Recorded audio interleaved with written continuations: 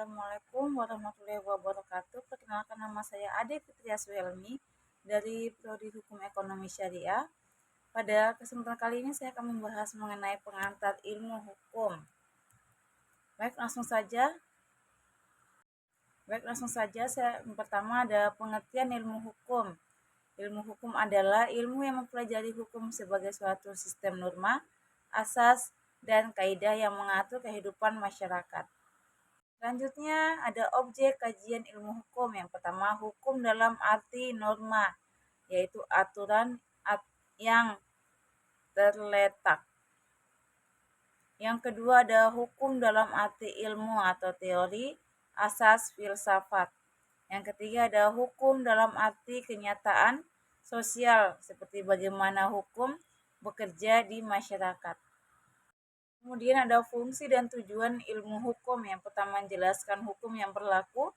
Yang kedua, memberikan kepastian hukum. Yang ketiga, menjamin keadilan. Yang keempat, memberikan kemanfaatan. Dan yang kelima, menjadikan pedoman dalam praktik hukum. Langsung saja kita ke asas-asas hukum Islam.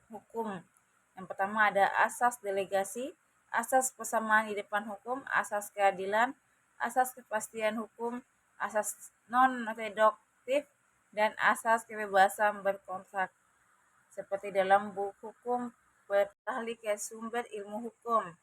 Ada dua, yang pertama sumber formal hukum, yaitu undang-undang, kebiasaan, jurisprudensi, traktat, dan doktrin. Yang kedua ada sumber material hukum, yaitu nilai, moral, agama, adat, politik, ekonomi.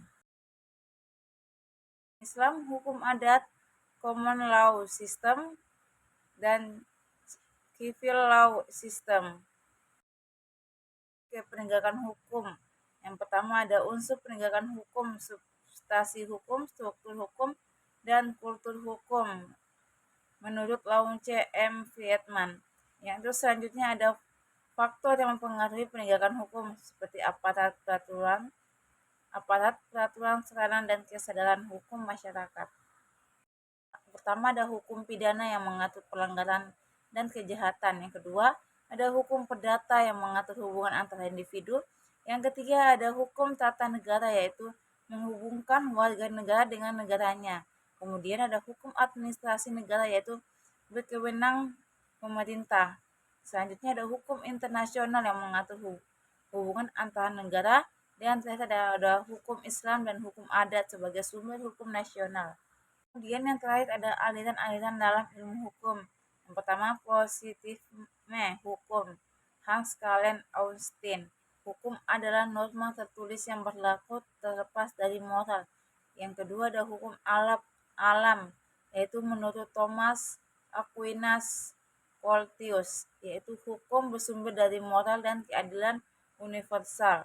Kemudian ada sosiologil jurisprudensi menurut Eugen Englet, Choi Pound. Hukum adalah sarana pengendali sosial. Terus yang terakhir ada realisme, itu hukum adalah apa yang diputuskan oleh hakim. Untuk presentasi kali ini, apabila ada kesalahan atau kata-kata yang kurang jelas, mohon dimaafkan. Wassalamualaikum warahmatullahi wabarakatuh.